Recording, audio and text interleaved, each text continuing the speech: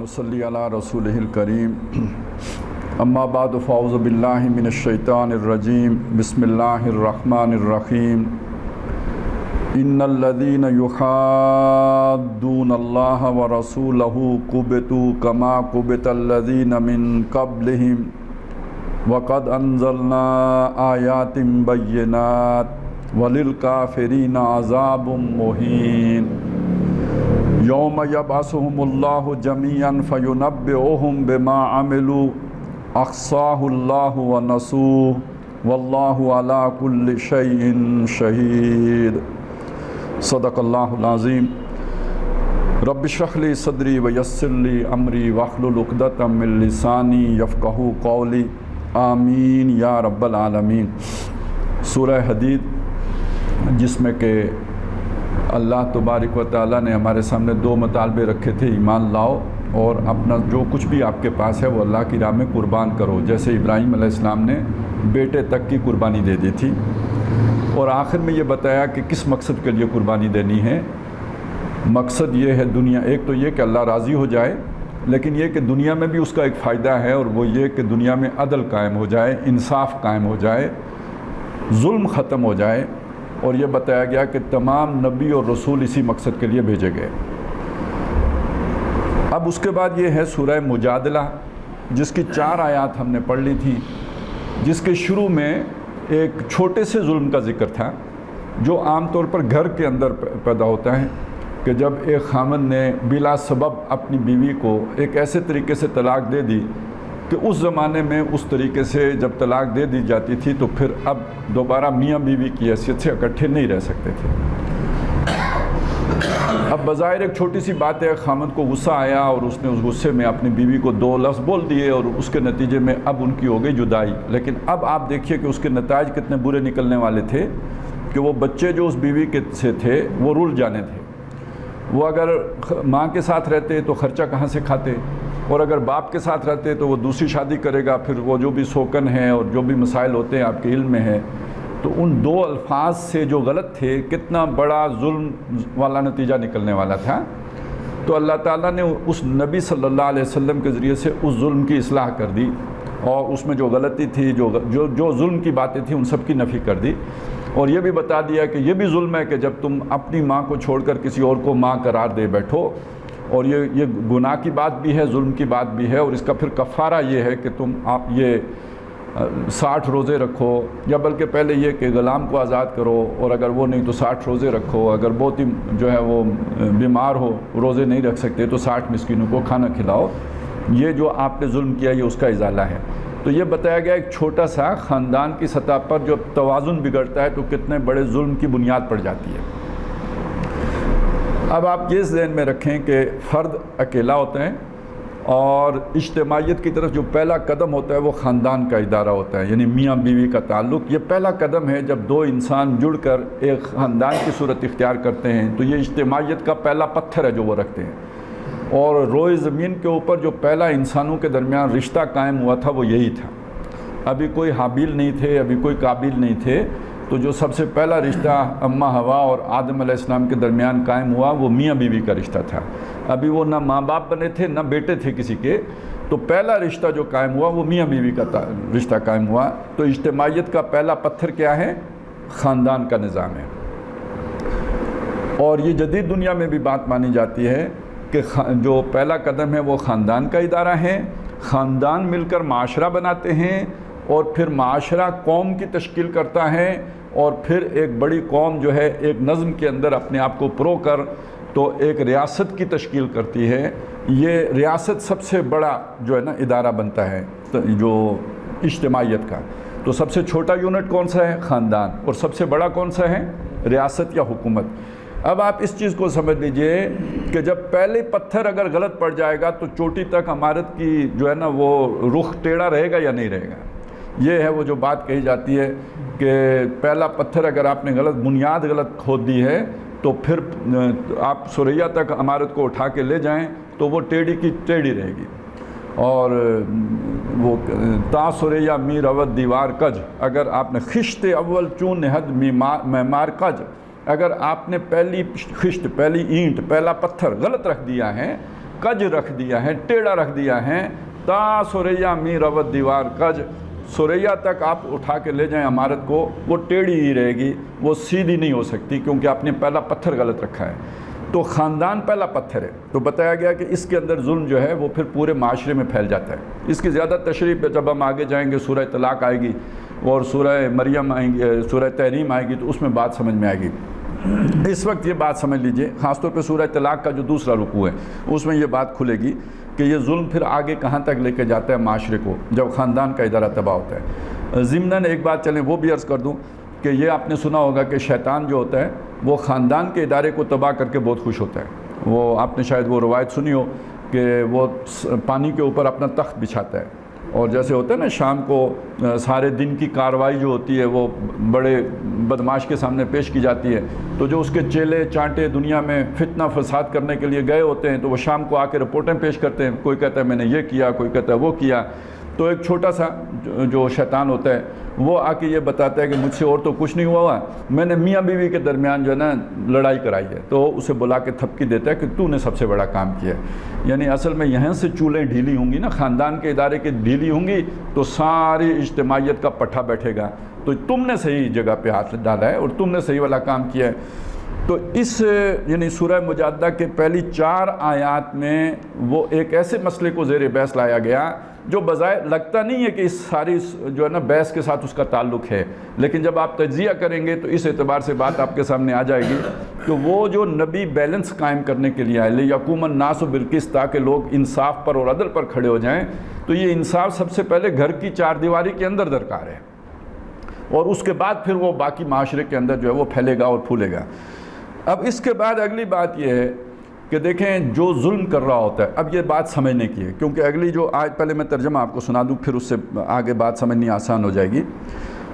بے شک جو لوگ اللہ اور اس کے رسول کے ساتھ لڑائی لڑتے ہیں، اللہ اور اس کے رسول کے ساتھ لڑائی لڑتے ہیں، وہ برباد ہوئے، تباہ ہوئے، جیسے تباہ و برباد ہوئے وہ لوگ کہ جو ان سے پہلے گزرے ہیں۔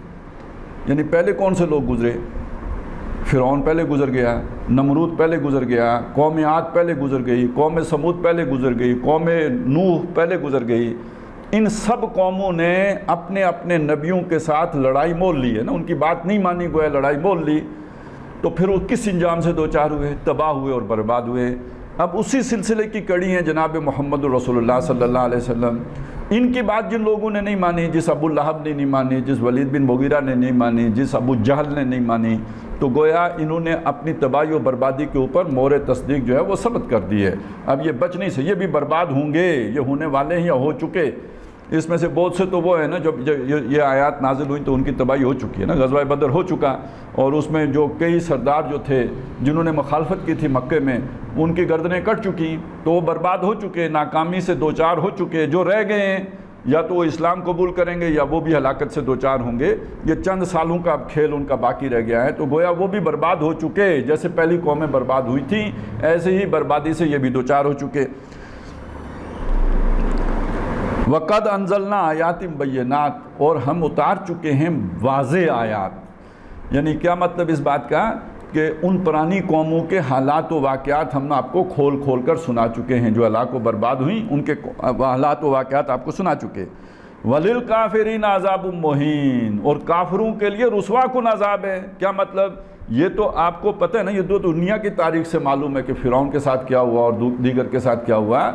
آگے کی بھی آپ کو خبر دے دیتے ہیں کہ وہاں بھی یہ نہیں کہ اب یہ مرنے کے بعد چین سے ہو گئے اور آرام سے ہو گئے اور مٹی میں مل کے مٹی ہو گئے اور اب ان سے کوئی پکڑ ان کی نہیں ہے اور کوئی پوچھ گچھ نہیں ہے، نہیں، آگے ان کے لیے اور بھی رسوا کن عذاب ہے۔ دنیا کا عذاب تو آپ نے دیکھ لیا، جنہوں نے رسولوں کی مخالفت کی، جنہوں نے اللہ کی مخالفت کی، جنہوں نے اللہ اور رسول کے اس مشن کے آگے روک ڈالنے کی کوشش کی، وہ کس انجام سے دوچار ہوئے۔ آخرت میں ان کے لیے اس سے بھی زیادہ رسوا کن عذاب تیار ہے، وہ ادھر ملے گا۔ کس دن؟ یوم یبعثہم اللہ جمیعاً، جس دن اللہ تعالیٰ ان سب کو جمیعاً مجموعی طور پر اکٹھے سب کو اٹھا کھڑا کرے گا۔ فَيُنَبِّئُهُم بِمَا عَمِلُوا، تو وہ انہیں جتلائے گا جو انہوں نے اعمال کیے ہوں گے۔ یعنی یہ آخرت میں ہر شخص اپنے کیے کو دیکھ لے گا۔ یہ بھی آتا ہے نا کہ سب کے سب جو ہے نا آدم علیہ السلام سے لے کے تا صبح قیامت پیدا ہونے والا بچہ سب صفوں میں کھڑے ہوں گے. وَعُرِضُوا عَلَىٰ رَبِّكَ صَفًّا، پیش کیے جائیں گے اپنے رب کے حضور صف در صف، صفوں کی صورت میں موجود ہوں گے. اور اللہ تعالیٰ فرمائے گا لَقَدْ جِئْتُمُونَا كَمَا خَلَقْنَاكُمْ أَوَّلَ مَرَّةٍ، ہم تمہیں لے آئے نا جیسے ہم نے تمہیں پہلی مرتبہ پیدا کیا تھا. بل زعمتم ان لن نجعل لکم موعدا، اور تمہارا گمان تو یہ تھا کہ تمہارے لیے کوئی وعدے کا وقت مقرر ہی نہیں ہے. جب دنیا میں عیاشیوں میں پڑے ہوئے تھے تو یہ تو سوچ ہی نہیں آتی تھی نا کہ ابھی رب کے سامنے پیشی بھی ہونی ہے، وہ خیال ہی نہیں آتا تھا. آتا بھی تھا تو ذہن سے نکال دیتے تھے یا اس کی کوئی توجیہ کر لیتے تھے کہ نہیں یہ ایسے ہی مولویوں نے باتیں پھیلا دی ہیں، ایسا کچھ ہونے والا نہیں ہے. تو اس کو تو اول ذہن میں نہیں لاتے، ذہن میں آتا ہے تو اس کی کوئی نہ کوئی جو ہے وہ توجیہ کر لیتے، اس کی پرواہ نہیں کرتے تھے. تو تمہارا تو خیال یہ ہے. اور وہاں پھر یہ بھی آتا ہے وَتَرَى الْمُجْرِمِينَ مُشْفِقِينَ مِمَّا فِيهِ، تم دیکھو گے کہ مجرمین جو ہیں وَوُضِعَ الْكِتَابُ، اور کتاب وہاں پہ لگا دی جائے گی. یوں سمجھ لیجئے ایک بڑی سکرین لگا دی جائے گی. لگا دیا میں نے اس لیے کہا کتاب رکھ دی جائے گی، مطلب یہ کہ سکرین لگا دی جائے گی، ہر شخص اپنا عمل دیکھے گا. تو جب اسے فَتَرَى الْمُجْرِمِينَ مُشْفِقِينَ مِمَّا فِيهِ، تو تم دیکھو گے مجرموں کو کہ وہ اس کی طرف دیکھ کے ڈر رہے ہوں گے. انہیں اپنے اعمال نامہ دیکھ کر نا تو ایک جو خوف طاری ہو رہا ہوگا ان کے اوپر، اور وہ کہیں گے یقولون ما لہذا الکتاب، یہ کیسی کتاب ہے، یہ کیسا ریکارڈ ہے. لا یغادر صغیرۃ، اس نے کوئی چھوٹی سے چھوٹی بات نہیں چھوڑی ہے، ولا کبیرۃ، کوئی بڑی بات نہیں چھوڑی ہے، الا احصاھا، مگر سب کو گن کے رکھا ہوا ہے. وہی احصاھا یہاں پہ آیا ہے کہ فینبئہم اللہ فَيُنَبِّئُهُمْ بِمَا عَمِلُوا، تو اللہ انہیں بتائے گا جو انہوں نے عمل کیے ہوں گے. احصاہ اللہ، اللہ نے سب گن کے رکھے ہوں گے. کوئی عمل جو انہوں نے کیا ہے وہ نگاہوں سے اوجھل نہیں ہوگا، سب سامنے موجود ہوگا.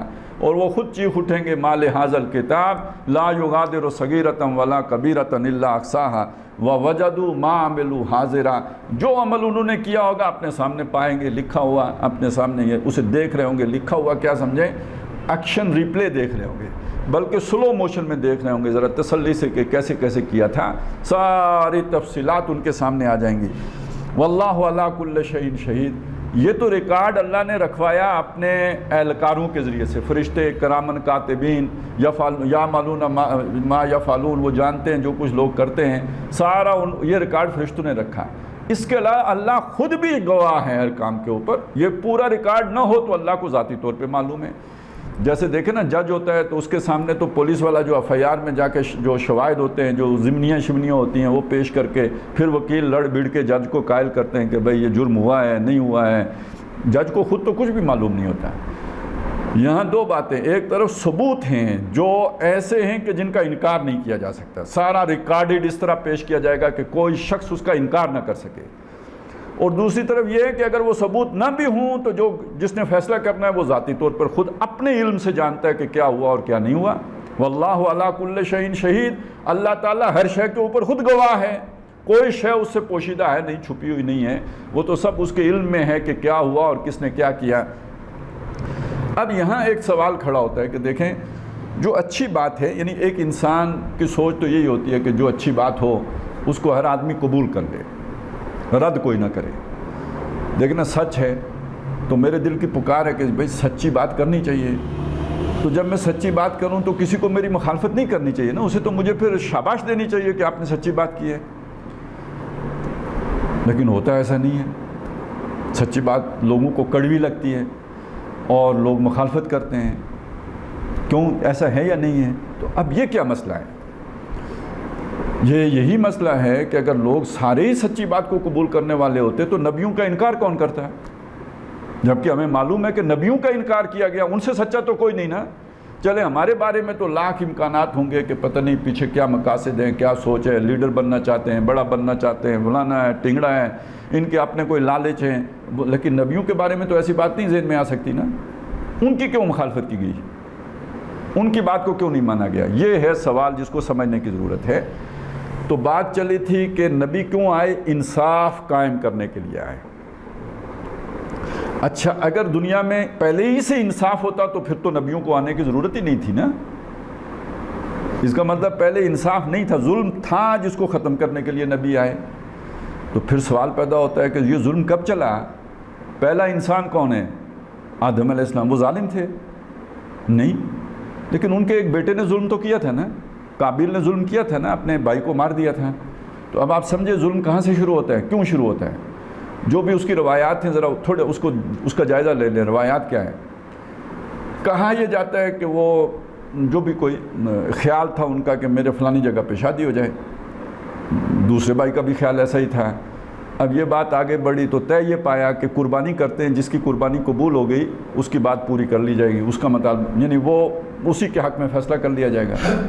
اس زمانے میں قربانی ابھی ہم نے کی ہے نا، تو اس زمانے میں بھی قربانی کا طریقہ جو تھا نا وہ یہ تھا، قبول ہونے کی ایک شرط تھی. شرط یہ تھی کہ جس کی قربانی اللہ قبول کر لیتے تھے، آسمان سے ایک آگ آتی تھی، اس کو جلا دیتی تھی. اچھا یہ آپ اس پہ حیران کیوں؟ ہم نہیں دیکھتے کہ بجلی پڑتی ہے تو چیز جل جاتی ہے، ہمارے سامنے ہوتا ہے نا، آسمانی بجلی پڑتی ہے اور چیز جل جاتی ہے، بعد میں بدبو بھی آتی ہے باقاعدہ، جیسے وہ بارود کی بدبو ہوتی ہے. تو اب بس سمجھ لیجئے کہ بجلی پڑتی تھی اور اسے کھا جاتی تھی، وہ جو بھی شے چٹ کر گئی، ختم کر دی، بھسم کر دیتی تھی. وہ یہ نشانی ہوتی تھی اس بات کی کہ اس کی قربانی قبول ہو گئی. اب اللہ تعالیٰ نے دونوں بھائیوں نے قربانی کی، حابیل کی قربانی اللہ نے قبول کر لی، قابیل کی اللہ نے قبول نہیں کی. اب اس کے مطلب وہ جدھر بھی اس کی اٹیچمنٹ تھی وہ برداشت نہیں کر سکا. وہ کیوں چھوڑے جس کے بارے میں اس کا دل میں خیال ہے؟ تو اس کے پاس ایک ہی راستہ باقی رہ گیا تھا کہ بھائی کو اگر میں قتل کر دیتا ہوں تو پھر تو میرے لیے آسامی خالی ہو جائے گی. اس نے بھائی کو قتل کر دیا.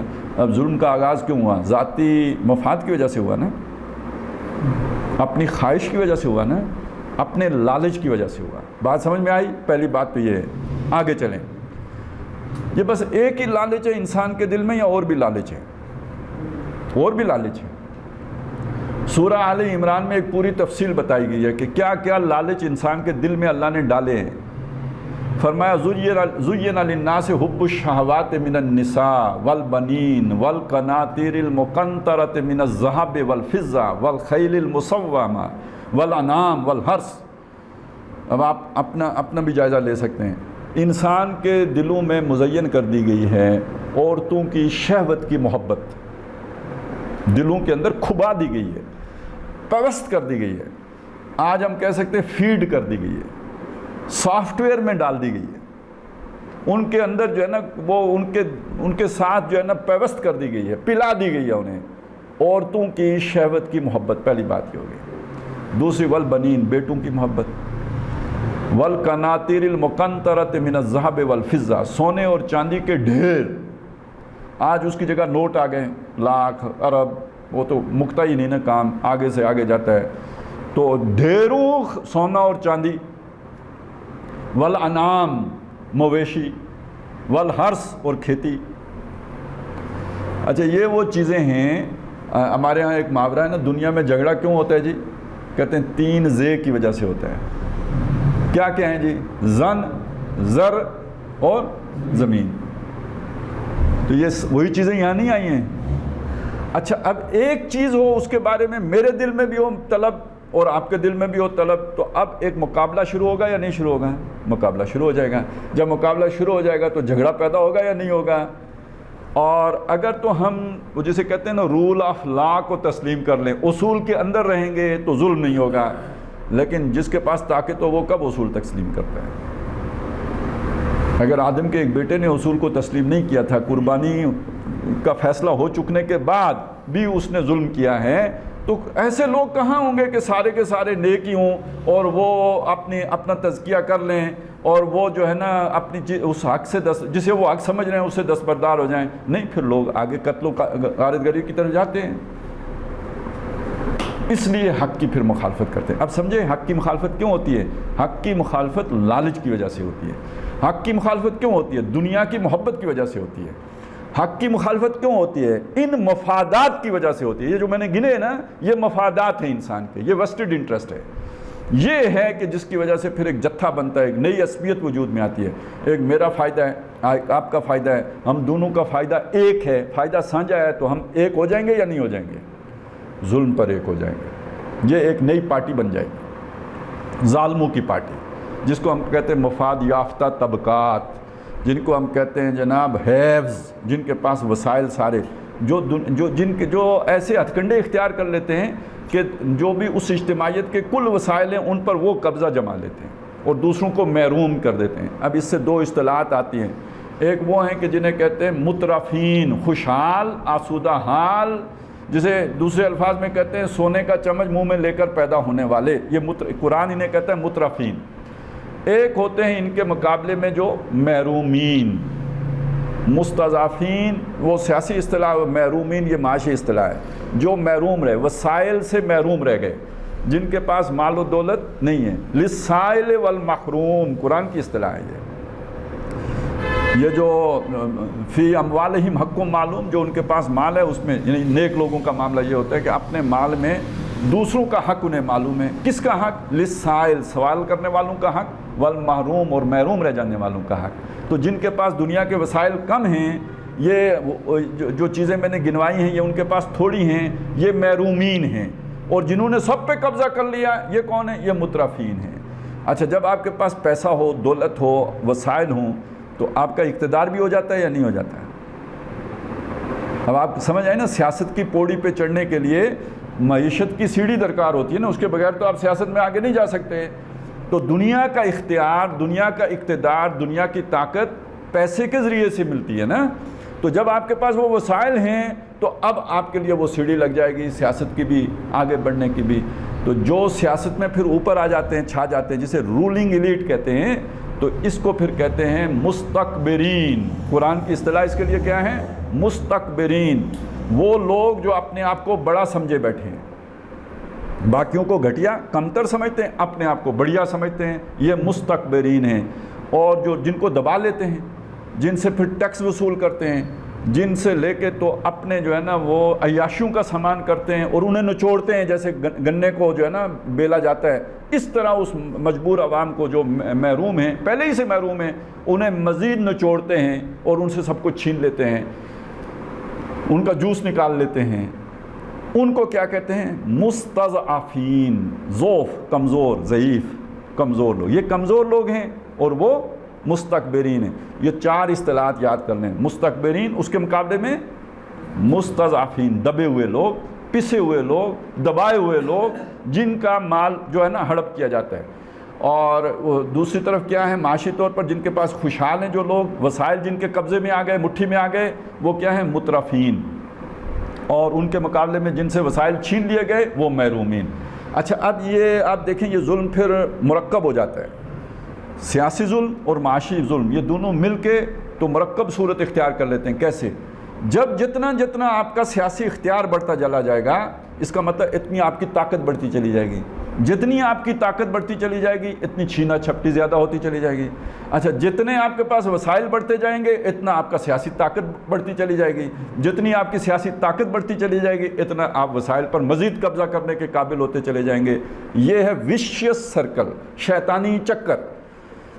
اس کو اگر آپ نے سمجھنا ہو تو پرانے وقتوں میں آپ کو پتہ ہے جب برف زیادہ پڑتی تھی، مکان کچے ہوتے تھے، تو برف جو ہے نا چھت سے گرانی ہوتی تھی۔ جب چھت سے برف گرانے کا ایک طریقہ تو یہ ہوتا تھا ترمچوڑ، پتہ ہے ترمچوڑ سے، یعنی سویپ، وہ جو ہے نا جیسے آج کا وائپر ہوتا ہے، اس طرح کی چیز ہوتی تھی جو وہ بناتے تھے لکڑی کا، اور اس کی مدد سے دھکا دے کے وہ اسے گراتے تھے۔ ایک طریقہ تو یہ تھا۔ ایک اور طریقہ تھا، جو ترمچوڑ نہیں بناتے تھے وہ ایک گولا بناتے تھے، اور گولا بنا کے نا اس کو یوں چلاتے جاتے تھے، اور جوں اسے جتنے رول اس کے آتے جاتے ہیں، جو نیچے برف ہوتی ہے اس کے ساتھ چمٹتی جاتی تھی، جوں وہ چکر کھاتا جاتا تھا وہ گولا موٹا ہوتا جاتا تھا، آخر میں جا کے اسے کنارے سے، جسے بلی کہتے ہیں، اس سے تھلے، ٹھیک ہے نا، بڑا گولا بن گیا تو وہاں سے نیچے۔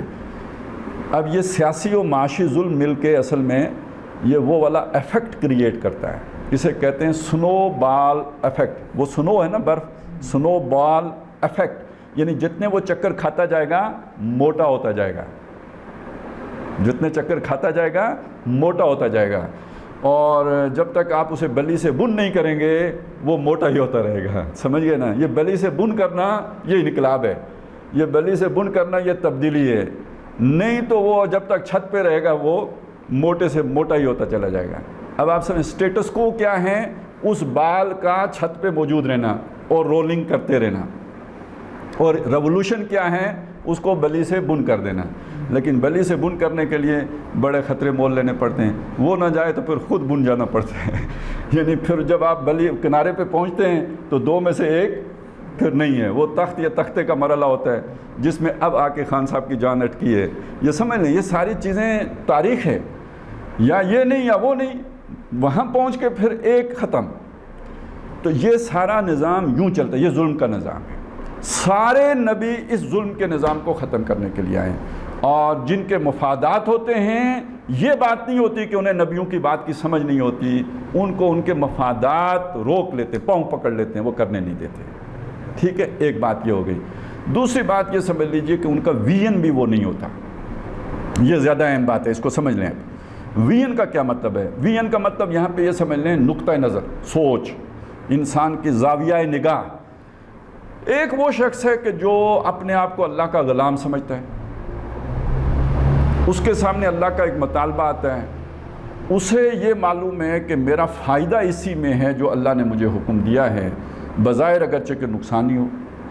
اب دیکھیں نا، سچ بولنے کا حکم کس نے دیا؟ اللہ نے دیا۔ سچ بولنے کا فائدہ اکثر نہیں ہوتا، سچ بول کر اکثر نقصان ہی ہوتا ہے۔ آپ جب اسکول میں پڑھتے تھے، ہوم ورک نہیں کرتے تھے، تو اگر آپ سچ بولیں کہ جناب میں نے تو پرواہ نہیں کی، ٹھیک ہے نا، بنٹے کھیلتا رہا ہوں اس لیے ہوم ورک نہیں کیا، تو مرغا بنیں گے یا نہیں بنیں گے؟ اور اگر جھوٹ بولیں کہ والدہ نے جو ہے نا دانے پسوانے کے لیے جندر بھیج دیا تھا، تو کام چل جائے گا یا نہیں چل جائے گا؟ تو کسی نے سچ کہا ہے نا کہ اے دیانت بر تو لعنت از تو رنجے یافتی، کہتا ہے اے دیانت تیرے اوپر لعنت ہو، تیرے پر عمل کرنے سے رنج آتا ہے۔ از اے خیانت بر تو رحمت از تو گنجے یافتی، تجھ پہ عمل کرتے ہیں تو خزانہ آتا ہے خیانت سے خزانہ آتا ہے اور دیانت سے رنج آتا ہے۔ تو دنیا میں یہ اللہ نے کوئی ایسا نظام ہمارے لیے آزمائش کا بنایا ہے کہ جب آپ حق پہ چلتے ہیں، سچ پہ چلتے ہیں، دیانت پہ چلتے ہیں تو کیا آتا ہے جی؟ رنج آتا ہے۔ اور جب آپ جھوٹ پہ چلتے ہیں، خیانت پہ چلتے ہیں، بددیانتی پہ چلتے ہیں تو کیا آتا ہے؟ خزانہ آتا ہے۔ اور خزانے کی محبت ہر ایک کے دل میں خوب آتی ہوئی ہے۔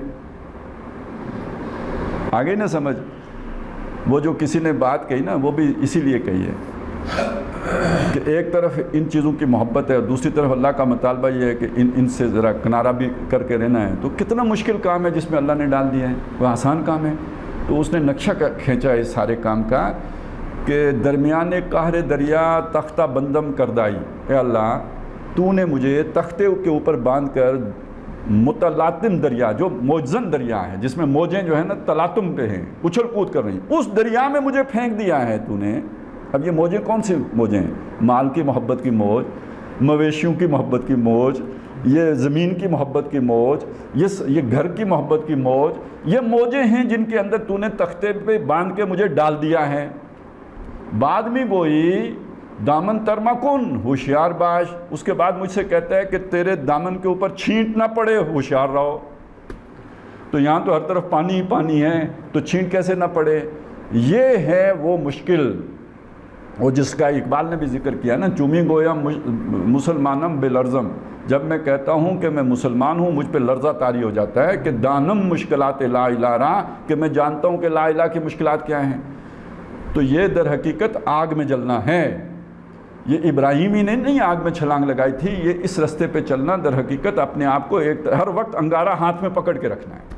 اور یہ بھی حدیث میں آیا ہے، ایک وقت آئے گا دین پر چلنا ایسا ہوگا جیسے ہاتھ میں انگارہ پکڑنا، نبی صلی اللہ علیہ وسلم نے یہ بات فرمائی۔ تو یہ تو انگارہ ہاتھ میں پکڑ کے رکھنے والی بات ہے۔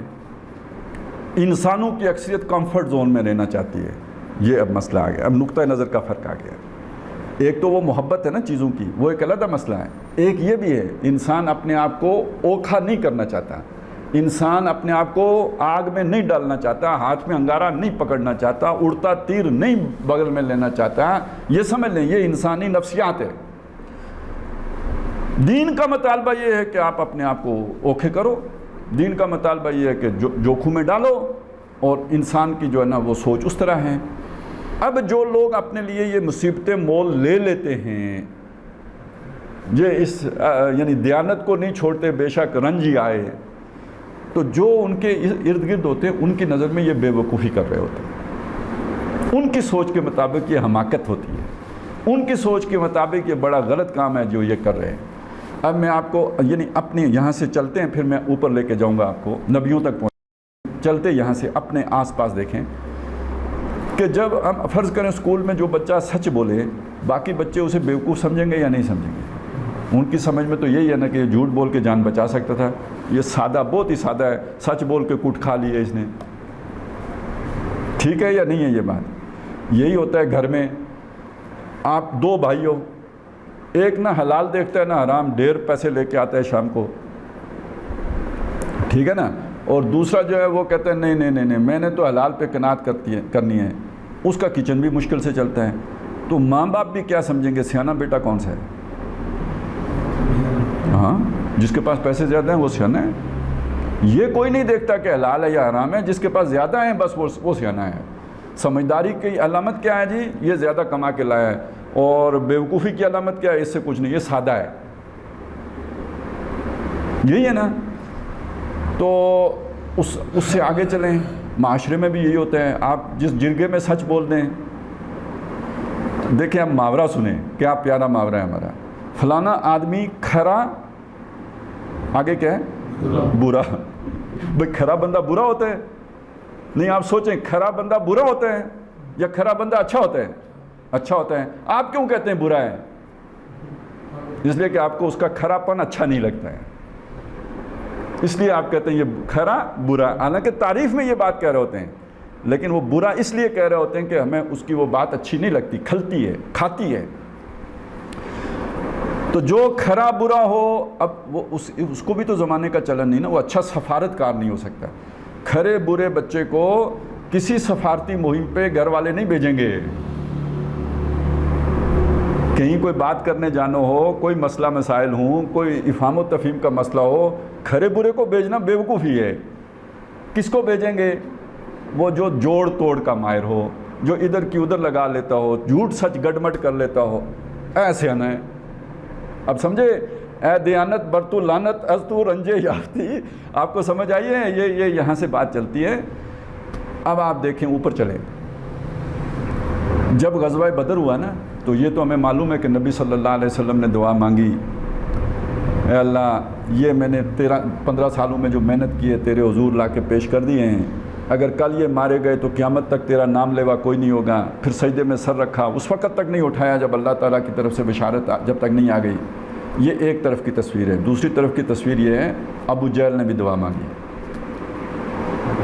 پتہ ہے آپ کو, ابو جہل نے بھی دعا مانگی, سب کے سامنے مانگی. اور اس نے کیا مانگی؟ اے اللہ, اس نے بھی اللہ ہی کو پکارا, سب کے سامنے پکارا, اے اللہ ہم میں جو سب سے زیادہ رحمی رشتوں کا قطع کرنے والا ہے, کل اس کو رسوا کر دے. رحمی رشتوں کو قطع کرنے والا کیا مطلب؟ ہم سب ایک تھے, ایک مٹھی تھے ہم, قریش, وی آر قریش, ہم ایک تھے. اور پورے عرب میں ہمارا طوطی بولتا تھا. ہمارے اندر آ کے تقسیم پیدا کرنے والا, ہماری طاقت کو توڑ دینے والا, بھائی کو بھائی سے, باپ کو بیٹے سے, ماں کو اولاد سے جدا کرنے والا, یہ محمد ہے صلی اللہ علیہ وسلم. تو ہم میں جو رحمی رشتوں کو سب سے زیادہ قطع کرنے والا ہے, کل اس کو ذلیل کر دے. میں آپ کو سمجھانا کیا چاہ رہا ہوں, اس طرح اس نقطۂ نظر میں جب آپ مادہ پرستانہ انداز میں سوچتے ہیں چیزوں کو, تو حق پرست آدمی آپ کو برا لگتا ہے. اور سوچ میں یہ بات آتی ہے کہ یہ واقعی برا ہے کیونکہ اس نے لوگوں کو توڑ دیا ہے. ان کی نظر میں, اللہ کی نظر میں بھی وہ برا ہونا چاہیے. وہ بھی کچھ دیکھ رہے ہوتے ہیں. اب آپ اسے ذرا اور کھول کے دیکھیں. غزوہ تبوک ہے, مقابلہ ہے اس وقت کی سپر پاور سے, سلطنت روما سے.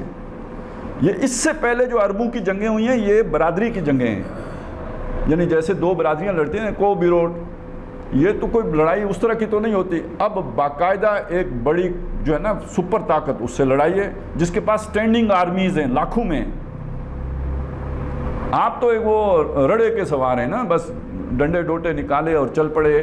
تو یہ تو آپ کی یہ جنگ ہے، گھوڑے ہیں ٹھیک ہے، اونٹ ہیں، لیکن اصل وہ تو باقاعدہ جنگی شاہ سوار ہیں، تربیت یافتہ، ان سے جنگ ہے، سپر پاور ہے، لاکھوں میں ہیں، آپ 30,000 ہیں، دور جانا ہے، 4 مہینے 3 مہینے کا سفر ہے، شدید گرمی ہے، اس سے پہلے سال میں قحط پڑا تھا، اب کھجوروں پہ جو ہے نا وہ آیا ہوا ہے فصل، وہ اسی دوران ختم ہو جانا ہے۔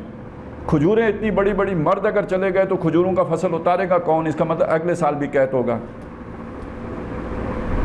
سمجھ آئی؟ ابھی بھی راشن دستیاب نہیں ہے، سواریاں دستیاب نہیں ہیں، شدید گرمی ہے۔ تو انہوں نے جو سیانے تھے، جو دنیا کے اعتبار، جو اس نقطہ نظر کے عامل تھے، انہوں نے کہا کہ گرمی کے ان دنوں میں مت نکلو، اور ساتھ ایک بات اور بھی کہی، غر ہؤلاء دینہم، ان کے دین نے ان کی مت مار دی ہے، ان کے دین نے ان کی مت، ان کو نشہ چڑھ گیا ہے، تو ان کی عقل، ان کی جو ہے وہ گھاس چرنے چلی گئی ہے، انہیں سمجھ ہی نہیں ہے، تو ان کی باتوں میں نہ آؤ، یہ دیوانے ہو گئے ہیں، یہ مجنون ہو گئے ہیں، یہ پاگل ہو گئے ہیں، ان کی بات مت سنو۔ اب آپ کو سمجھ آئے نا، جو دوسری طرف ہوتے ہیں وہ ان کی سوچ یوں ہوتی ہے، وہ یہ نہیں سمجھ رہے ہوتے کہ ہم باطل پر ہیں، وہ اپنے حساب میں اپنے آپ کو حق پر سمجھ رہے ہوتے ہیں، اور آپ کو فسادی سمجھ رہے ہوتے ہیں، حق پرستوں کو فسادی سمجھ رہے ہوتے ہیں، ان کو بے وقوف سمجھ رہے ہوتے ہیں، ان کو پاگل سمجھ رہے ہوتے ہیں۔ اچھا، یہ اب میں چاہتا ہوں کہ ایک چیز اور بھی آپ کے سامنے رکھ دوں۔ دیکھیں، یہ اللہ تعالیٰ اگر چاہتا تو وہ دنیا کی محبت ہمارے دل میں اتنی ڈالتا ہی نہ کہ یہ ساری تقسیم وجود میں آتی۔ بندے کو خیال آتا ہے نا کہ کیوں ڈالی اتنی محبت، نہ ڈالتا۔ اب آپ بتائیں کہ اگر نہ ڈالتا تو نظام کیسے چلتا؟ ایک نماز پڑھنی کتنی مشکل ہے، نماز پڑھنی کتنی، وضو کرنا کتنا مشکل ہے۔ اگر کھانا کھانے میں سواد نہ ہوتا تو کھانا کھانا بھی تو مشکل کام ہوتا۔ میری بات سمجھ میں آئی ہے؟ اگر اللہ نے کھانے میں لذت نہ ڈالی ہوتی تو کھانا کھانا کتنا بڑا عذاب ہوتا۔ اور اگر جنس کے اندر اللہ نے لذت نہ رکھی ہوتی تو یہ گھر گرہستی کی زندگی کون بسر کرتا ہے؟ کیوں پرائی بیٹی کو لا کے اپنے گھر میں ڈالو، اس کے خرچے اٹھاؤ، اس کے ناز نخرے اٹھاؤ، پھر اولاد جو ہے وہ جنو، اس کو پروان چڑھاؤ، اس کے لیے محنت کرو، مشقت کرو، کیوں کرتا بندہ؟ اگر یہ محبت دل میں نہ ڈالی ہوتی تو دنیا کا نظام جب اللہ نے چلانا تھا تو آٹو پے کر دیا، خود کار کر دیا نا۔ اب شیطان نے اسی کو ہمارے لیے عذاب بنا دیا، اس کو امبیلنس کر دیا کہ وہ ایک حساب میں رکھنا، یہ ہے اصل میں جو دین آ کے سکھاتا ہے، حساب توازن میں رکھنا۔ شیطان آ کے اسے عدم توازن سے دوچار کر کے ظلم کھڑا کر دیتا ہے، اور وہ ظلم پھر دیکھیے گھر ہی سے شروع ہوگا، اور وہ چلتے چلتے پورے معاشرے کو اپنی لپیٹ میں لے لے گا، اور اس ظلم میں پھر جن کا فائدہ ہوتا ہے وہ اس ظلم کے ساتھ پیوست ہو جاتے، اسے چھوڑنے کے لیے تیار نہیں ہوتے، یہاں تک کہ جب نبی آ کے ان کے سامنے دعوت پیش کرتا ہے تو وہ ان اپنے مفادات کی وجہ سے، اپنے لالچوں کی وجہ سے، اپنے فائدوں کی وجہ سے، اپنے حیثیتوں کی وجہ سے وہ اس دعوت کا انکار کر دیتے ہیں۔ اب آپ دیکھیں اس طرف کے جو رسولوں کو جو جواب دیے گئے ان کی قوموں کی طرف سے، وہ کیا تھے؟ نبیوں پہ عام طور پر جو ایمان لائے نا، دعوت تو وہ ہمیشہ بڑے لوگوں کو دیتے تھے۔ فرعون کو دعوت دی موسیٰ علیہ السلام نے، نمرود کو دعوت دی جو بادشاہ ہیں ابراہیم علیہ السلام نے، نبی صلی اللہ علیہ وسلم نے سرداران قریش کو دعوت دی۔ آپ جب طائف تشریف لے گئے تو وہاں کے بھی جو 3 بڑے سردار تھے ان کو دعوت دی۔ تو نبی آ کے دعوت کسے پیش کرتے تھے؟ بڑے لوگوں کو۔ قبول کون کرتا تھا؟ غریب غربا۔ یہ فرق ذہن میں رکھیں، غریب نبیوں کا رخ غریب غربا کی طرف نہیں ہوتا تھا، ان کا رخ بڑوں کی طرف ہوتا تھا۔ قبول کرنے والے کون ہوتے تھے؟ غریب غربا۔ اچھی انہیں لگتی تھی، ان کے دل کی پکار ہوتی تھی، قبول وہ کرتے تھے۔ جب وہ قبول کر لیتے تھے، یہ ان کا قبول کرنا ان کے لیے رکاوٹ بن جاتا تھا۔ ویسے رکاوٹ پہلے ہی سے موجود تھی، وہ ان کے مفادات، لیکن دوسری رکاوٹ یہ بن جاتی تھی ہم آ کر ان کے ساتھ بیٹھیں۔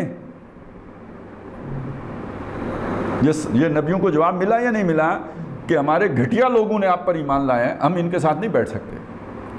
یہ آج کا زمانہ بہت بدل گیا ہے، یہ بدلا ہوا زمانہ، یہ اصل میں یہ تو خیر چلیں اس کا کریڈٹ تو بہرحال آپ کو انگریزوں ہی کو دینا پڑے گا، اقوام مغربی کو دینا پڑے گا کہ یہ اونچ نیچ کے تصورات انہوں نے سماجی سطح پہ ختم کیے، وگرنہ اس درجے میں اونچ نیچ کے تصورات تھے، ابھی 100 سال پہلے تک بھی تھے کہ دوسری برادری کو تو چھوڑیں، چھوٹی برادری کو بھی چھوڑیں، ایک ہی برادری کے لوگ ایک علاقے والے سمجھتے تھے ہم اونچے ہیں، دوسروں کو کمتر سمجھتے تھے، ان کو چارپائی پہ اپنے ساتھ نہیں بیٹھنے دیتے تھے۔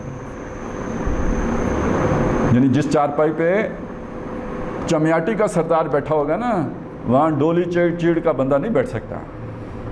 یہ فی الواقع ہوا ہے، ایسا ہی ہوتا تھا، اس چارپائی پہ نہیں بیٹھ سکتا، حالانکہ بے شک برادری ایک ہی ہو، خاندان ایک ہی ہو، علاقے سے بھی اتنا بڑا فرق پڑ جاتا تھا۔ اور یہ برادریاں بھی کیا چیز تھیں، ہمارے ہاں تو بریلوی دیوبندی اب آئے ہیں نا، مسجدیں جو ہماری علیحدہ علیحدہ ہوتی تھی برادری کے نام پہ ہوتی تھی، یہ فلانی برادری کی مسجد ہے، یہ فلانی برادری کی مسجد ہے۔ تو اب آپ سوچیں کہ یہ جو برادریوں کا نظام تھا یہ پھر بن گیا رکاوٹ کے کمتر کے ساتھ جا کے ہم بیٹھیں، یہ نہیں ہو سکتا۔ مفادات اپنی جگہ پہ، جب جب نبی صلی اللہ علیہ وسلم نے اپنی دعوت شروع کی تو شروع میں جو آپ کو سپورٹ ملی وہ ابو طالب سے ملی، خاندان کے سربراہ تھے۔ اس بات کو سمجھ لیں، جیسے آج ہمارے حقوق پروٹیکٹ کرتی ہے نا، کون؟ گورنمنٹ کرتی ہے، عدالتیں، پولیس ہے۔ اس وقت تو یہ نظام نہیں تھا، برادریاں تھیں۔ جو برادری کا سربراہ ہے، جو جس برادری سے آپ تعلق رکھتے ہیں، پروٹیکشن آپ کو وہ دے گا۔ دوسری برادری والا آپ کی جان نہیں لے گا تو آپ کی بدلہ کون لے گا؟ آپ کی برادری لے گی۔ تو جب نبی صلی اللہ علیہ وسلم وہ دعوت پیش کرنے کے لیے کھڑے ہوئے تو آپ کے لیے تحفظ سب سے بڑا مسئلہ بن گیا۔ تو پیچھے آ کے کون کھڑا ہوا؟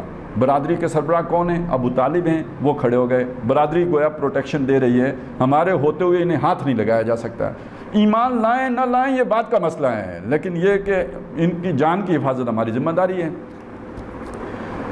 تو ایک موقع پہ ایک وفد آیا ابو طالب کے پاس، ابو جہل بھی تھا، دوسرے لوگ بھی تھے، بڑے سرداروں کا وفد آیا کہ یہ آپ ان کو ناجائز تحفظ دے رہے ہیں اور یہ ہمارے پورے نظام کے لیے خطرہ بن رہے ہیں۔ نظام تو سانجھا ہے نا، آپ کا بھی ہے ہمارا بھی ہے، تو یہ ہمارے نظام کے لیے خطرہ بن رہے ہیں۔ اس موقع پہ دو چیزیں ہوئیں، ایک تو یہ کہ حضور صلی اللہ علیہ وسلم سے ابو طالب نے یہ بات کہی کہ بھتیجے مجھ پر اتنا بوجھ نہ ڈالو کہ جس کو میں اٹھا نہ سکوں، پریشر بہت آ گیا ہے، تو اتنا بوجھ نہ ڈالو جسے میں اٹھا نہ سکوں۔ تو حضور نے فرمایا کہ اگر یہ میرے ایک ہاتھ پہ سورج اور دوسرے پہ چاند رکھ دینا تو یا تو اللہ تعالیٰ میرے ہاتھوں سے اس کام کو پورا کروائے گا یا اسی کام میں گھل جاؤں گا۔ ادھر سے یہ ڈٹرمنیشن عزم ظاہر ہوا۔ اب ابو طالب بے بس ہوئے تو پھر ان سے انہوں نے بات کی کہ تم لوگ مان کیوں نہیں لیتے اس کی بات کو؟ ایک ہی کلمے کا مطالبہ کر رہا ہے نا، لا الہ الا اللہ، اس میں کیا اتنا بڑا مشکل کام ہے اسے یاد کرنا اور کہنا؟ ہم جیسے پڑھتے ہیں ایسے ہی پڑھنا ہوتا ہے۔ تو پھر تو وہ ابو جہل بھی پڑھ لیتا، اسے پتہ تھا اس کا مطلب کیا ہے، اس نے نہیں پڑھا، اور اس کا جواب تھا کہ آپ اتنے سادہ نہ بنیں، یہ ایک کلمہ جس کا وہ مطالبہ کر رہا ہے یہ ہمارے پورے نظام کو ڈھا دیتا ہے، پورے نظام کو ڈھا دیتا ہے، ساری چیز ختم ہو جاتی ہے۔ یہ ایک علیحدہ تفصیل ہے۔ یہ عمل نظر آتے ہیں، صرف بت تھے، وہ بت نہیں تھے، پورا معاشی نظام تھا۔ وہ معاشی نظام اس اعتبار سے بھی تھا کہ وہ بتوں کے جو پنڈت ہیں، پروہت ہیں، جو ان کے وہ مجاور ہیں، تو جو چڑھاوے ان کو چڑھائے جاتے ہیں وہ کون؟ بت تو نہیں کھاتے نا، وہ تو انہی کے پاس جاتے ہیں۔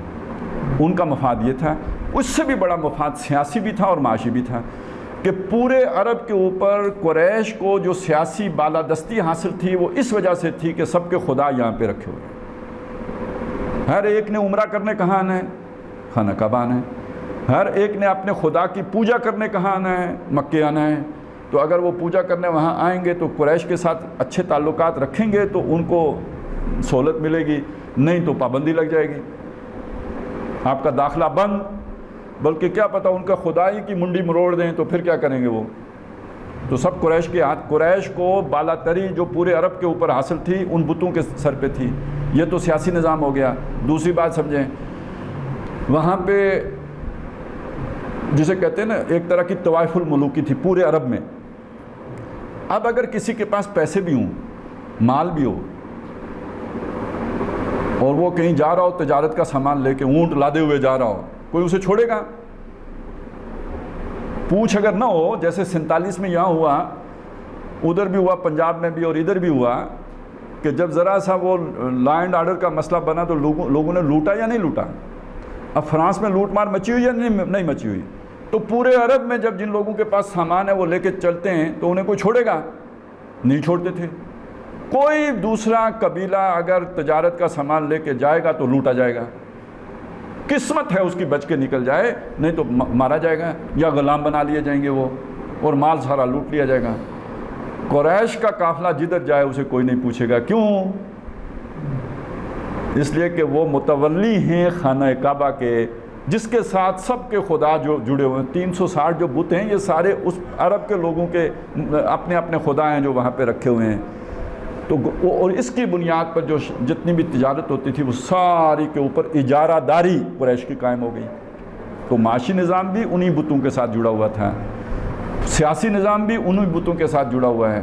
اب اگر آپ لا الہ الا اللہ کہہ دیتے ہیں، بت توڑ دیتے ہیں، سارا نظام ڈھہ جائے گا یا نہیں ڈھہ جائے گا؟ یہ بات ہے۔ اب جس کی سوچ دنیا دارانہ ہے وہ یہ مطالبہ کیسے مانے گا؟ سمجھ آئی میری بات کی؟ یہ تو ایمان چاہیے یہ بات ماننے کے لیے، اللہ پر یقین چاہیے، توکل چاہیے۔ جب آپ کو انہی چیزوں کے اندر آپ پھنسے ہوئے ہیں تو یہ مطالبہ آپ مان سکتے ہی نہیں، پھر مقابلہ ہی کرنا ہے آپ نے، اس آواز کو ختم کرنا ہے، آپریشن رد الفساد شروع کرنا ہے آپ نے، کیونکہ آپ کے نقطہ نظر سے جو امن تھا اس کے اندر فساد آپ نے پیدا کر دیا ہے۔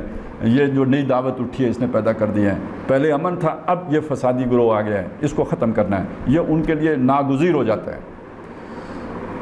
چلیں اس کو تھوڑا سا اور اچھی طرح سمجھ لیتے ہیں تاکہ کوئی مغالطہ باقی نہ رہے۔ سود ایک چیز ہے جسے اللہ نے حرام کیا ہے۔ کسی کو پیسے کو جو ہے نا مال دینا، سرمایہ دینا اور اس پر اضافہ لینا، جو سود ہے، لاکھ دے کے 1,10,000 لینا، لاکھ دے کے 1,20,000 لینا، 1,01,000 لیں تب بھی سود ہے، وہ 1000 سود ہے۔ اور یہ کس درجے میں حرام ہے؟ قرآن نے تو یہ کہا فَاذَنُوا بِحَرْبٍ مِّنَ اللَّهِ، اگر یہ باز نہیں آتے نا، سود چھوڑتے نہیں ہو تو اللہ اور رسول سے اعلان جنگ ہے تمہارا۔ اب یہ یہاں پہ بھی جنگ کی بات آئی ہے نا، اعلان جنگ کس کا ہے؟ جو سود خوری کر رہا ہے اس کا اللہ کے ساتھ اور اللہ کے رسول کے ساتھ اعلان جنگ ہے۔ یہ تو قرآن میں آ گیا۔ حدیث میں اس سے بھی زیادہ شدید باتیں آئی ہیں، سمجھانے کے لیے ایسے ایسے الفاظ استعمال کیے گئے کہ عام طور پر ہم زبان پہ نہیں لا سکتے۔ نبی صلی اللہ علیہ وسلم نے یوں بھی فرمایا الربا 70 جزءا، یہ جو ربا ہے سود، اس کے 70 جز ہیں، 70 حصے ہیں۔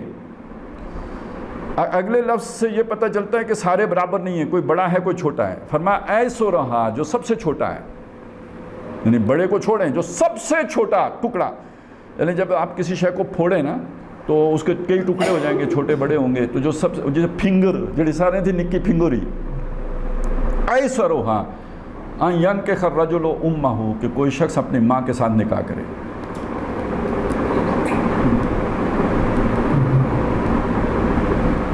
ٹھیک ہے، یہ کسی مولوی کے الفاظ نہیں ہیں، یہ اللہ کے رسول کے الفاظ ہیں صلی اللہ علیہ وسلم۔ سب سے چھوٹا یہ ہے، تو اب آپ سوچیں بڑا کتنا ہوگا، تو 70 کتنے ہوں گے؟ یہ سب سے چھوٹا ہے۔ اور ایک حدیث پھر ادھر بھی زنا کے ساتھ اسے جو ہے نا وہ جوڑا ہے کہ 1 درہم یا دینار کا جو ہے نا وہ سود، وہ 36 مرتبہ جو ہے وہ زنا کرنے کے مترادف۔ اب آپ سوچیں اتنا بڑا گناہ ہے اور ہماری ساری معیشت سود کے اوپر چل رہی ہے، اور آج اگر کوئی کھڑا ہو کے یہ کہے کہ سود کو ختم کرو تو بیوقوف لگے گا یا نہیں لگے گا؟ آپ اور مجھے لگے یا نہ لگے، اسحاق ڈار کو تو لگے گا۔ حالانکہ اسحاق ڈار کوئی شوکت عزیز نہیں ہے، معین قریشی نہیں ہے، شوکت ترین نہیں ہے۔ اسحاق ڈار جو ہے ایک نمازی پرہیزی آدمی ہے، عمرے کرنے والا آدمی ہے، داڑھی والا آدمی ہے، صدقہ خیرات کرنے والا آدمی ہے، اور تھوڑی سی صدقہ خیرات نہیں، ہمارا سارا کچن کا اتنا خرچہ نہیں ہوگا جس سے 10 گنا زیادہ صدقہ خیرات جو ہے نا وہ اپنی ذاتی حیثیت میں کرنے والا آدمی ہوگا، عام حیثیت میں ایک نیک آدمی ہے۔ لیکن جب آپ اس کے سامنے بھی سود کے ختم کرنے کی بات کریں گے تو اسے کیا لگے گا؟ آپ کون ہیں؟ بے وقوف ہیں۔ انہوں نے کہا تھا گرمی میں نہ نکلو، یہ کہیں گے سود کے خاتمے کی بات کرنا بے وقوفی ہے۔ میں وہ نقطہ نظر آپ کو سمجھا رہا ہوں، جو دنیا کے اعتبار سے جب چیزوں کو دیکھتا ہے تو اسے لگتا ہے کہ یہ بے وقوف ہے۔ ایمان کا تقاضا یہ ہے، اسی آگ میں کودنا ہے، یہی تو کرنا ہے۔ اب یہ دو پارٹیاں بن جاتی ہیں۔ اب آپ دیکھیں کہ ظلم کا نظام کو سپورٹ کون کر رہا ہے؟ وہ جو سٹیٹس کو کے حامی ہوتے ہیں، جس کی طرف انسان کی نیچرل ٹینڈنسی ہے جانے کی، مال زیادہ بنانے کی فطرت ہے، طبیعت ہے اس کی طرف وہ خود بخود جاتا ہے، اور وہ لوگ پھر ایک ظلم کا نظام قائم کر کے اپنا ایک جتھا بنا لیتے ہیں، مضبوط کرتے رہتے ہیں۔ وہ جو میں نے آپ کو بتایا تھا، وہ ان کا بال جو ہے نا وہ بڑا ہوتا رہتا ہے۔ اب اس ظلم کے خلاف جو اٹھے گا وہ ان کی نظر میں باغی ہوگا، ان کی نظر میں فسادی ہوگا، ان کی نظر میں یہ جو ہے نا اس کا نام و نشان مٹا دینا چاہیے، وہ نبی کیوں نہ ہو۔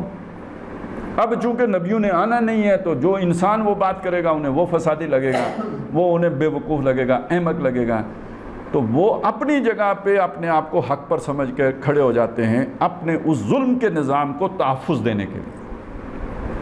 ادھر سے اللہ کا حکم ہوتا ہے کہ بھئی ہم نے تو آپ کو بھیجا ہی ہے انصاف قائم کرنے کے لیے، اب بتائیں لڑائی ہوگی یا نہیں ہوگی۔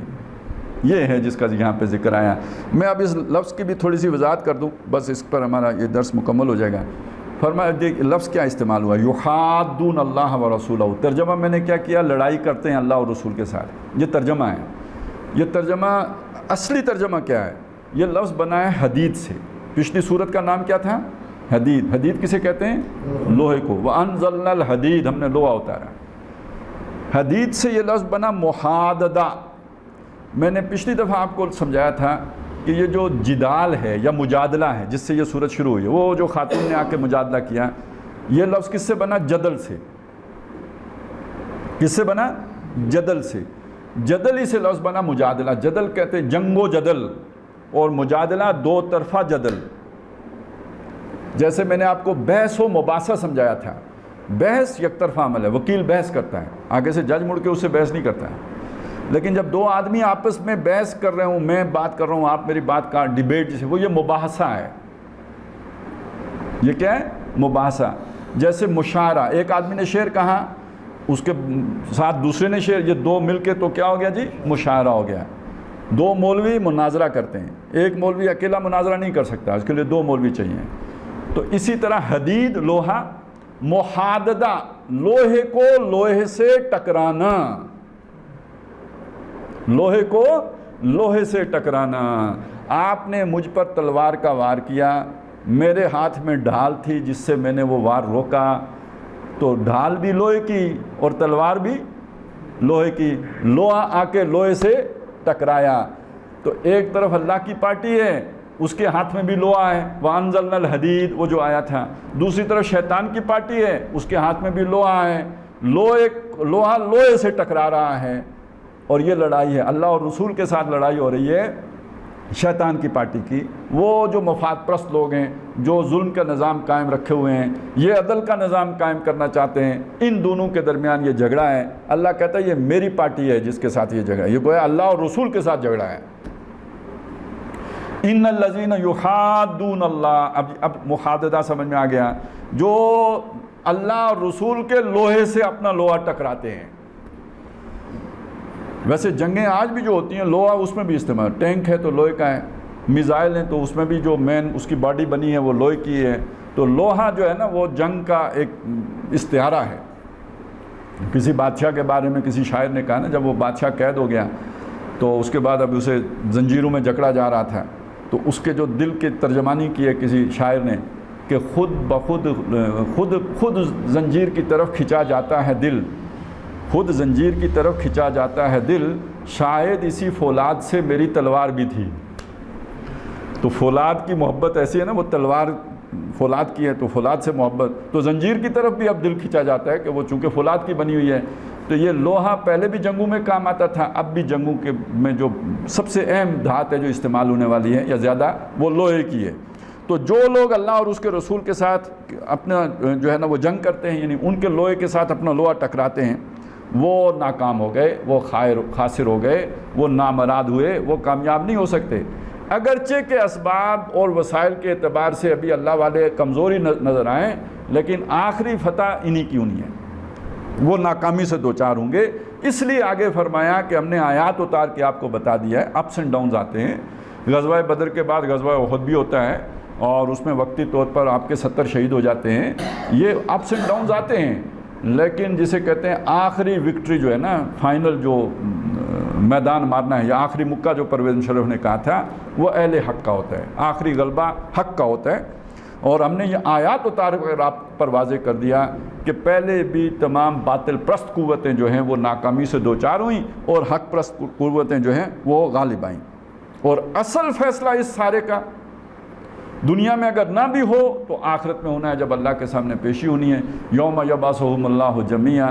تو ایک مومن کے لیے گویا اس سے مفر نہیں ہے کہ وہ حق کے لیے کھڑا ہو، بے شک برا شمار ہو، وہ کھڑا ہو بے شک لوگ اسے برا کہیں، وہ سچ بولے بے شک اس کے خزانہ آنے کی بجائے رنج آئے، لیکن وہ سچ کے ساتھ کھڑا ہو جائے۔ اور کونوا مع الصادقین، سچوں کے ساتھ رہو، جھوٹوں کے ساتھ مت ہو، سچوں کے ساتھ ہو۔ تو یہ اس کا پیغام ہے، یہ اس کی یعنی یہ ان دو آیات میں ہمارے سامنے بات آئی کہ نبیوں اور رسولوں کا مقصد اللہ کے دین کا بول بالا کرنا، یعنی انصاف کو قائم کرنا ہے۔ ان کے مقابل جو ہوتے ہیں وہ ظلم کو رواج دیتے ہیں، ظلم کو برقرار رکھنا چاہتے ہیں، ان کا ٹکراؤ ہوتا ہے۔ تو حق والوں کو پھر اس حق کا ساتھ دے کر اس میں لا تعلق ہو کے تماشائی بن کے نہیں بیٹھنا چاہیے، بلکہ اس جدوجہد کا حصہ بننا چاہیے۔ بارک اللہ لی و لکم فی القرآن العظیم و نفعنی و ایاکم بالآیات والذکر الحکیم۔